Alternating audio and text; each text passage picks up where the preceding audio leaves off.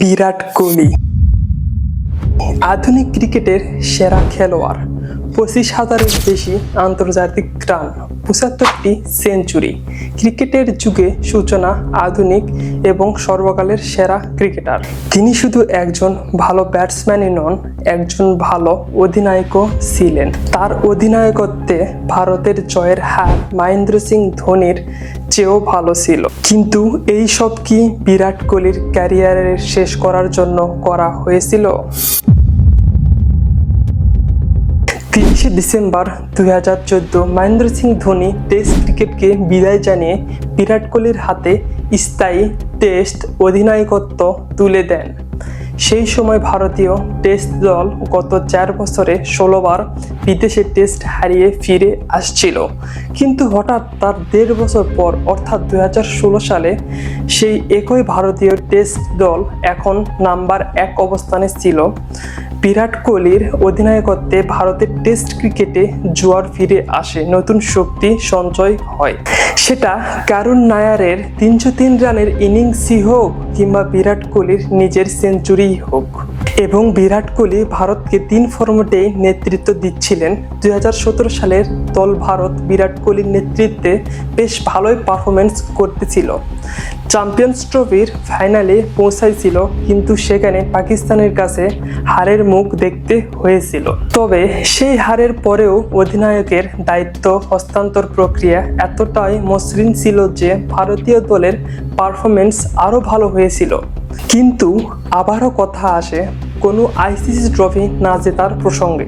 Virat Kohli test ক্রিকেটের অধিনায়কত্ব ছাড়েননি। টি20 এর অধিনায়কত্ব তিনি নিজেই ছেড়েছিলেন।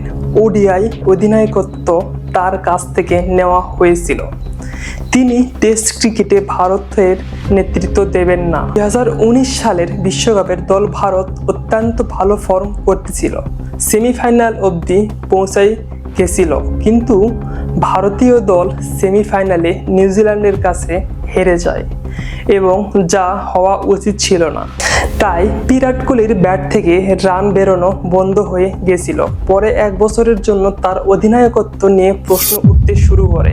পরে রোহিত শর্মাকে টি20 অধিনায়কত্ব বানানো দাবি করা হয়েছিল, কারণ তখন রোহিত শর্মা মুম্বাই ইন্ডিয়ান্সের হয়ে 5টি আইপিএল ট্রফি জিতিয়েছিলেন। অথচ বিরাট কোহলি 2017 সালে ইন্ডিয়ান প্রিমিয়ার লিগে রানার্স আপ হয়েছিলেন। তখনও তার অধিনায়কত্ব নিয়ে প্রশ্ন তোলা হয়নি। 2021 সালের WTC ফাইনালের পর কিছু গুজব ছড়ানো শুরু করে যে বিরাট কোহলি টি20 অধিনায়কত্ব ছাড়তে পারেন।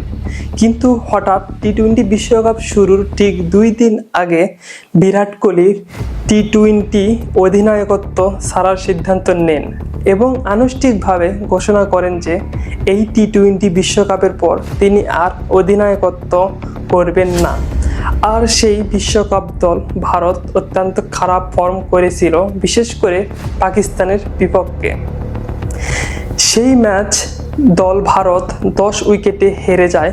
দল গ্রুপ পর্ব থেকেই বিদায় নেয়। বিরাট কোহলি কোনো বিবৃতি দেননি যে তিনি ওডিআই অধিনায়কত্ব কেন ছাড়তে চান।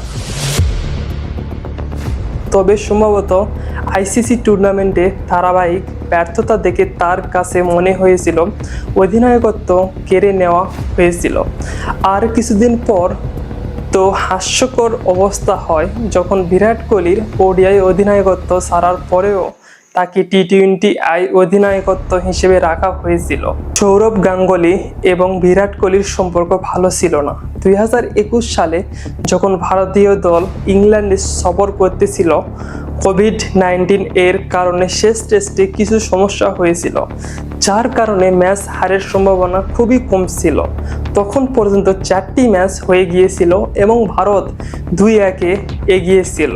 যদিও ইংলিশ বোর্ড ইসিবি তা সামলানোর চেষ্টা করছিল এবং খেলতে রাজি ছিল, কিন্তু বিরাট কোহলি এবং রবি শাস্ত্রী তৎকালীন প্রধান কোচ ম্যাচ খেলার বিপক্ষে ছিলেন, কারণ সিরিজ জিতে নেওয়ার কোনো মানেই হয় না বলে তারা মনে করতেন। কিন্তু সৌরভ গাঙ্গুলি, যিনি ছিলেন সেই সময়ের বিসিসিআই এর প্রেসিডেন্ট, তিনি বিরাট কোহলির সিদ্ধান্তের বিপক্ষে ছিলেন। তখন থেকেই মনে করা হয় যে তাদের পারপার্শ্বিক সম্পর্ক খারাপ হয়ে যায়। 2023 সালের শুরুতে সাবেক ভারতীয় ফাস্ট বোলার ও জাতীয় নির্বাচন কমিটির সদস্য চেতন শর্মা এবং সাক্ষাৎকারে দাবি করেছিলেন যে বিরাট কোহলিকে অধিনায়কত্ব থেকে এই কারণে সরানো হয়নি যে তার অধিনায়কত্ব খারাপ ছিল, বরং তার সিনিয়র খেলোয়াড়দের প্রতি খারাপ আচরণের কারণে এই সিদ্ধান্ত নেওয়া হয়েছিল। তিনি বলেন, যখন আপনার খেলোয়াড়রা আপনাকেই সমর্থন করে না, তখন আপনি অধিনায়ক হিসেবে টিকে থাকতে পারবেন না। অথচ তখন বিরাট কোহলি অধিনায়কত্ব ছাড়েন, তখন তার অধীনে ভারত দলের জয়ের হার ছিল সমস্ত ফরম্যাটে 63.38%, যা এখন পর্যন্ত কোনো ভারতীয় অধিনায়কের নেই, মহেন্দ্র সিং ধোনিরও নেই।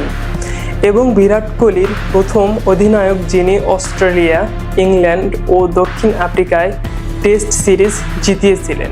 যদিও সৌরভ গাঙ্গুলি পরে বলেছিল যে তিনি বিরাট কোহলিকে T20I অধিনায়ক ছাড়তে নিষেধ করেছিলেন। কিন্তু অন্যদিকে বিরাট কোহলি একটি সাক্ষাৎকারে অস্বীকার করেছিলেন যে তার এই সিদ্ধান্তের সাথে BCCI এর শীর্ষ কর্মকর্তাদের কোনো জড়িত ছিল না।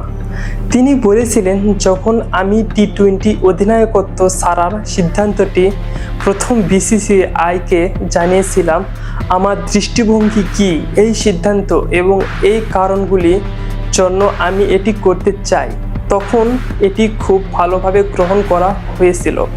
এতে কোনো আপত্তি ছিল না, কোনো দ্বিধা ছিল না, কোনো বাধা ছিল না। আমাকে বলা হয়নি যে আমি T20 অধিনায়কত্ব ছাড়ব কেন। এমনকি বিরাট কোহলি এও বলেছিল যে তিনি এই সিদ্ধান্তটি প্রচণ্ড চাপের মধ্যে নিয়েছিলেন, কারণ ভারতীয় ক্রিকেট ভক্ত এবং মিডিয়া তাকে মাঠে অধিনায়ক হিসেবে দেখতে চাইতো। অথচ তার অধিনায়কত্বে ভারত 5টি টেস্ট সিরিজ এবং 2টি ফাইনাল হেরেছিল।